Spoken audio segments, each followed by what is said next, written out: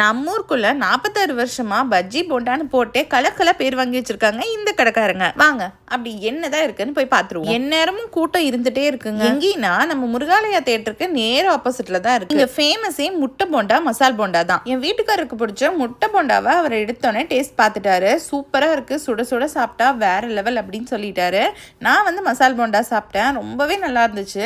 ஆனா லைட்டா சுட்டுருச்சு, ஏன்னா அந்த அளவுக்கு சுட சுட அப்பப்ப ஃப்ரெஷ்ஷா போட்டு இறக்குறாங்க. தரமா இருந்துச்சுங்க.